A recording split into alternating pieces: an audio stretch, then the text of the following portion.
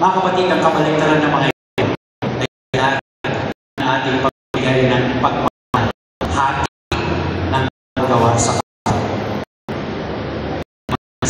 sa tahanan. Okay. Kaya agad natin na. So ito yung preparasyon natin. Ngayon, bibilisan ko. Okay. Apo. Gutom na ba kayo? Hindi pa. Ha? Hindi pa. Gutom na kayo? Ate, oo ko narinig. Sige po, kung gutom na po, lumayas na kayo.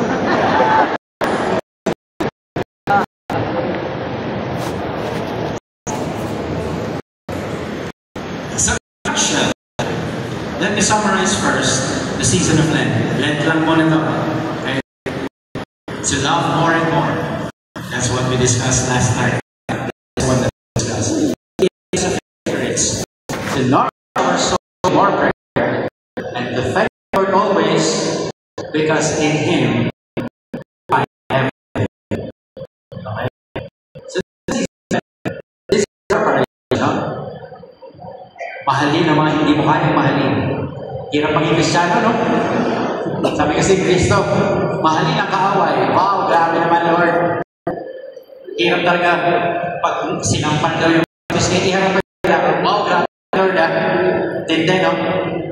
Hirap maging Kristiyano, no? Kaya pagtaka kung bakit maraming maalis. Kung bakit maraming kay Lord. Kasi nga mahirap maging Kristiyano. Okay? Love enemies. Alam nyo, good news na nga yun, eh. Love your enemies. Sinabi na love. Niya sinabi magbati. Mahalin.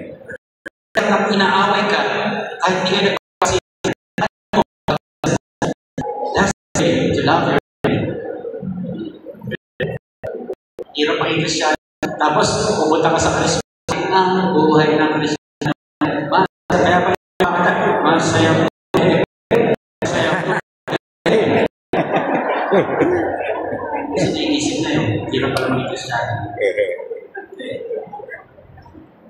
A season that prepares us to receive the mercy and compassion of God. Tandaan po ninyo, walang karapatang maging ng karisma ang hindi nangangailangan ng awa ng Diyos. Ulitin ko, walang karapatang magdiwang ng karisma ang hindi nangangailangan ng awa ng Diyos. All of us need the mercy and compassion of God. That is why kaya may Kwaresma. Kasi nagkasalanan tayo. Di ba? Tama ba? Kaya natin aminin ito ngayon na nagkamali tayo, makasalanan din tayo sa ng Diyos. Wala tayo pwede pagmalaki. Kahit hindi sinabi, diba? Sa kayo, ano yung puso, alam mo pa rin, makasalanan ka. Amen? Amen. Kung ito ang katotohanan, ito pa ang isang maganda sa mangyayari. Ang Kwaresma ay para sabihin, makasalanan tayo. Pero yung darating na Semana Santa, sasabihin naman sa'yo, Diyos ay mapagmahal. Ganda ng pagkakadugtong ng lahat ng mangyayari. Ang Kwaresma napakahaba at sasabihin, hinahanda tayo, Panginoon, kailangan kita sa buhay ko.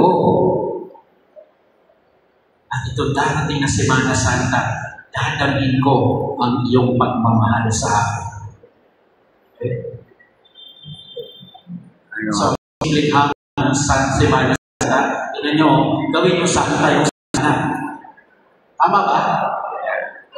Hamon ng Semana Santa, gawin Santa Semana. Ha? Oh, simple lang. Gawin daw Santa hindi magsisip. Hindi kailanganin ang ating kahinaan at ang kasa ng Diyos. Palala sa panahon ito ng inilay sa ating mga tatagayaya, lalo tingin yung Jubilee year. Paminsan-minsan sa Holy Day, magtanong tayo. Binigyan tayo ng oras sa altar repose. Tayo makapagano. At syempre, magsasakrisyo. At sa pamamagitan nito, ay mag-isa ang ating simana.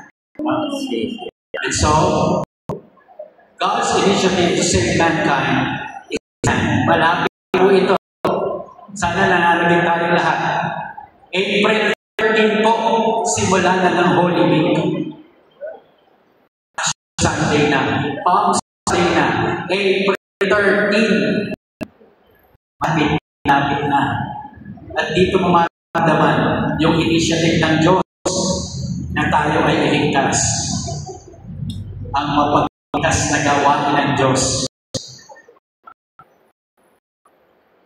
Simulan to, loob, Monday, Thursday, evening of the Lord's Supper. Punta kayo dito, maglilisa, sasaliwain ang sakramentong itinatag ni Jesus para sa ating lahat.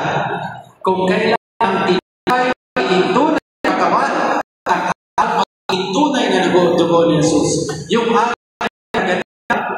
sa una ng Panginoon para sabihin sa atin, ito ang sa iyo, ang aking katawan at dugo.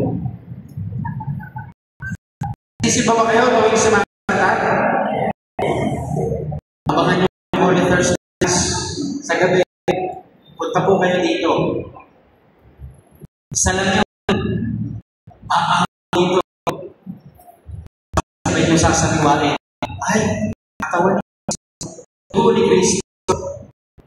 Inalay niya sa akin. Kapatid, si Kristo, hindi natin nakikita ng dasal kasi umakyat na siya sa langit. Pero nag-iwan siya para malaman, para mapaalalahan ka. This is my body. At ibibigay sa iyo, tatanggapin mo. Marami na akong nagtalo-talo dito eh. Totoo ba katawan ni Kristo yan? Sabi ko na sa ibang religion, hindi yan, simbolo yan eh. Pero sabi ni Kristo, this is my body. Eh kanino? Wala. Hindi kay Kristo. Sabi ni Kristo eh. Ang Protestant, hindi lang. Hindi lang. Kristo nagsabi, kanya lang. Diba? Sabi, this is my body.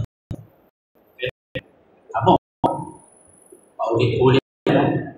The Eucharist, an experience of intimacy. The celebration of communion in intimacy. Saan ngayon? Dahil mahal na mahal ka ng Diyos, ipag-iwan sa ng yaya ng Panginoon sa Diyos niya. Tatanggapin mo siya. Kasabihan niyo na yung ulit yun. Na sa mismong araw mo, kailan niya tinatag, tatanggapin mo ang kanyang katawan. Ang sarap ng feeling. Kahit siya umalis na, tinatanggap mo pa rin. At kung talaga naniniwala ka, ano yung pinapasabi ng pangit? Katawan ni Kristo, ano sa... Ano ulit? Amen. Sumasagot ba kayo? Amen. Isa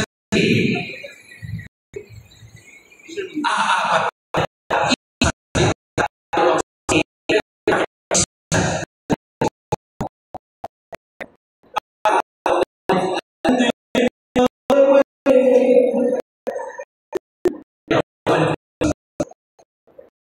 Lapang agad. Sabihin niyo sa amin, amin yan. At tunay kayong naniniwala. Intimacy. Di ba yan naman ang katawan ni Kristo? Yan naman ang pag-ibig, intimacy, holy hands, takbayan, intimate sa mga tao, sa asawa ninyo, sa anak nyo, sa barkada ninyo. Yan ang ni Kristo. And you express it through your body. Yung katawan, ito ang expression ng intimacy. Pero wala na yung katawan ni Kristo. Kaya iniwan tayo para may intimacy tayo. At yan ang ating kakainin. Okay? The offering of true body and blood of Christ. Alam kong i-rundown po ito. Sabi niya po, kasi nagtatalo na yung mga Hudyo eh. So, nagtatalo na yung mga Hudyo, paano ipapakain yung katawan? Hindi naman ito eh. Bibigay ka sa atin yung laman niya, pati dugo, kadiri. Nagtatalo na yung mga Hudyo nun eh.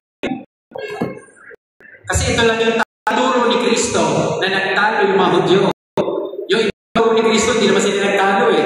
Like for example, I am the shepherd. Wala naman nagreklamo. Nung sinabi na, you are the branches. Wala rin nagreklamo. Pero nung sinabi na, I am the giver of life. Oy, tika lang. Hindi naman tatanggap yan. Kakain ng ano mo? Alam niyo, pwede sana sabihin ni Kristo, o sige, babaguhin mo yung turo. Pero hindi niya binago. Pagkos ano sinabi niya, unless you eat the flesh of the Son and drink His blood, you do not have life within you. That's one. Whoever eats my flesh and drinks my blood has eternal life, and I will raise him on the last day. That's two. For my flesh is true food, and my blood is true drink. That's three. Whoever eats my flesh and drinks my blood, that's four. And also the one who feeds on me will have because of life, because of me. That's five. Ibig sabihin, I mean it. It's my body, it's my blood, times five. Hindi gawin ng turo. Umalis kayo sa gusto nyo. Pero ito, na sino mang kumain ng laman, uminom ng aking dugo, may buhay. If you cannot accept it, take it or leave it. Ano ba sa storya? Nag-isan niya mga tao. John 6, wala nun daw, wala na tulog sa kanya. Yung mga alagad, tinanong niya, kayo, aalis niyo pa kayo? Sabi ni Pedro, kayo pupunta, nasa iyong buhay na walang ay salamat. Kaya kung hindi mo matanggap, huwag kang sa Thursday, sapagkat sasariwali ang sakramentong itinatag ni Kristo, tatanggapin mo ang kanyang katawan. Tunay na katawan. So, for meal, having food, true. Kain. Kaya ako talaga, kung may nakaka-relate kay Kristo, tayo mga Pilipino yun, sapagkat mahilig tayo kumain. May bigyan kumain, may namatay kumain, kumain, inordinahan kumain, nag-anibersaryo, lahat na lang may kainan. Diba? Kaya nung si Kristo sinabi, do this in memory of me. Hindi ginawang sumba ang do this in memory of me. Hindi niya pinapilang mga sila nagsumba at sinabi, do this in memory of me. Hindi niya sinabi, mag-apat-apat kayo dyan, mag-manjum tayo. At ito, ninyo para alalahanin na hindi. Sa kainan. Sapagkat sa kainan, merong ugnayan.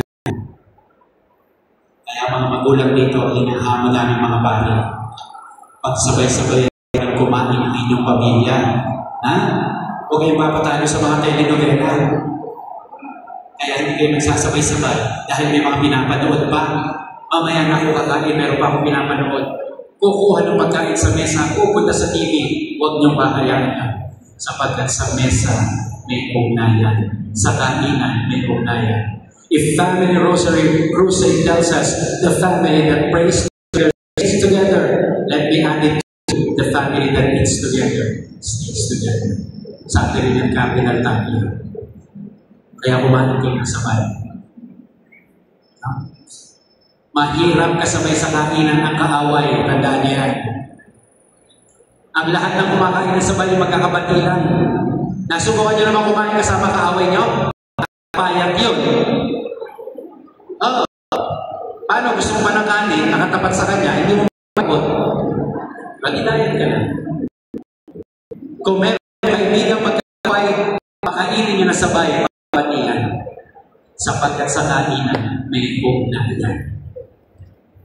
Kaya nga pag kumain kayo sa Jollibee, nagdudugtog nyo yung mesa, ayaw nyo nang hiwa-hiwalay. Kasi merong ugnayan. Okay? So, patapos na ako, Good Friday. Now, Good Friday po, the celebration of the Lord's Passion, with the Sign of the Cross, kasi po gusto sabihin dito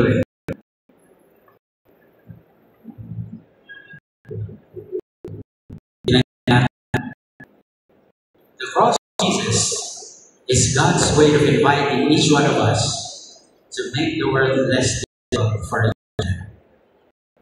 What do you live for?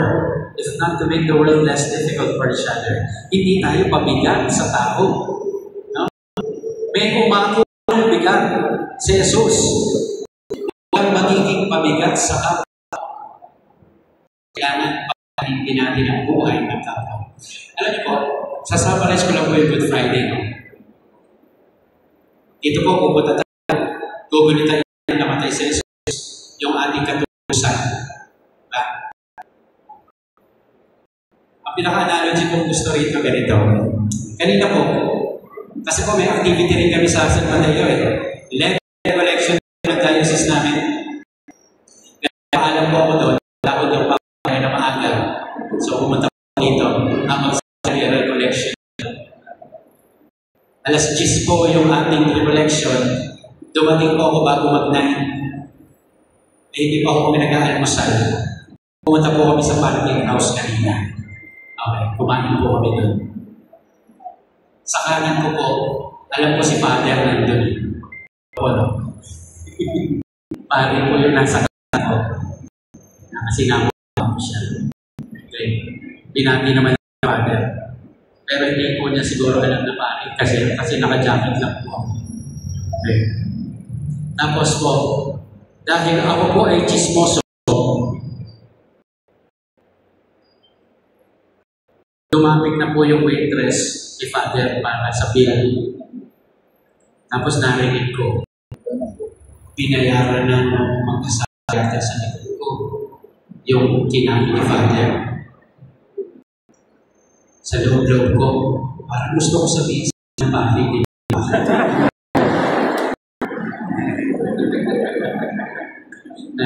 ni binayaran na daw. Sabi ko, wow, pwede pala yun. Kanina lang po ito, kanina lang. Para gusto ko sabihin, pari ako. Kasi ano na ginawa yan. Tapos sabi ni Father, uunan na raw siya. Tapos po yung kanina, sabi niya, a-attend daw sila ng recollection ngayon. Nandito nga sila, nakikita ko sila.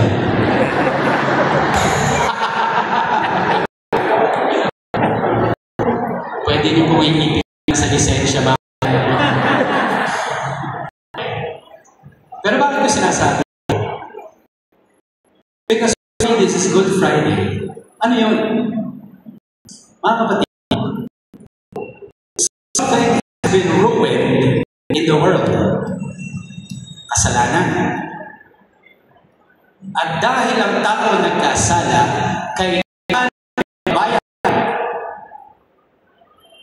kailangan may umako ng kaparusahan. Kailangan may sumalo sa kasamaan ng tao. Hindi tayo yung sumalo. Kristo. He paid a debt. He never owed. Because we owed a debt. We didn't pay. Di natin kinayaran. Alam nyo, iba pa yung usapan na ikaw ay nakakain kasi libre. No. Mas masarap pakinggan. May bayad ito, pero iba ang nagbayad para sa iyo. Nag-gets mo yung pag-aba? Diba? Paano ka nakakain? Eh, pinamili ka eh. Wala masyadong dating yun.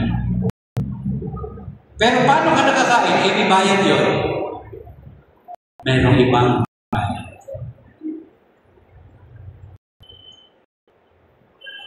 It was free. Hindi masyadong mabigat ang sasya. Pero dahil hindi libre, may bayad na iba, kaya maganda ng ating kinabukasan. Amen? Hindi natin kaya bayaran, pero si Kristo, inako na. Kaya po sa Friday, come back in. Remember what I said. At sana mapapahala na kayo. Ito yung bayad na magaganap.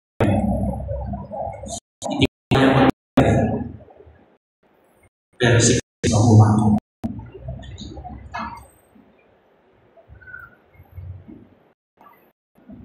Nitan ka kayo. Magbabayad sa kasalanan mo. Sabihin, matuturo ko si Jesus. Siya na po ang bahala. Sister natin.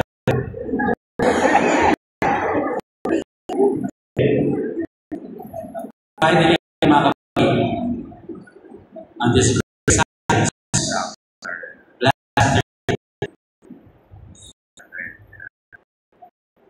he decided into hell. Para sa Jesus descended to hell is an assurance of God's promise to bring the just into His eternal communion. Malapit na matapos. Gugutom na rin ako eh. Okay?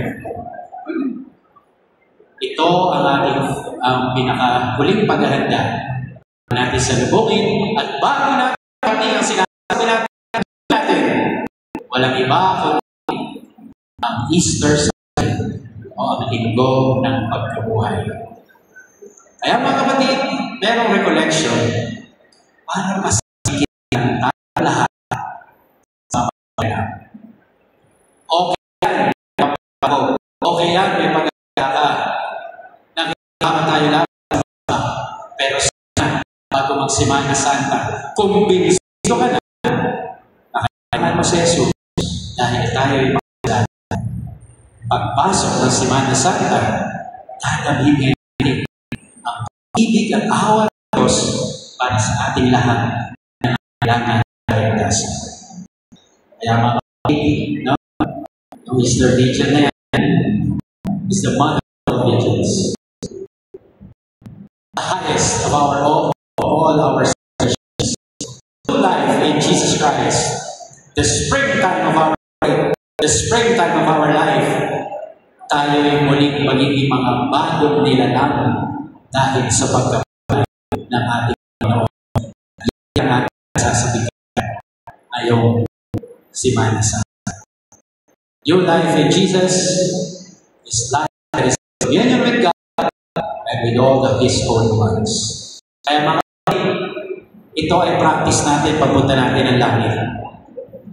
Sapagat ito naman tunay na tuman sa ang langit na ating binibigyan. Hindi man tayo tamali na langit tayo mali sa langit. Na wala ang absent. Magkikita ba tayo doon? Baka pupunta. Sana kami parihan. Sana makikita tayo. Sana isang araw na sa Jesus na buhay na ating laging pinagdiriwang dito taon-taon. Kasali lahat kasali. May Amen? Amen. And dahil thanks, God may be glorified. Palampakan natin ang Panginoon.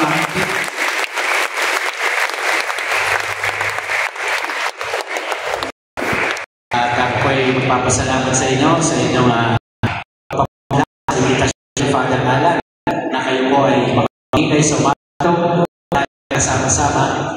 Kaya po para sa akin, no? Kung sa tingin ninyo, kahit papaano, kahit konti, naging biyaya ang presensya ko sa inyo ngayong umaga, wala pa po yan sa biyaya na alam po natanggap ko dahil kayo kasama ko sa umaga. Palakpakan niyo ba?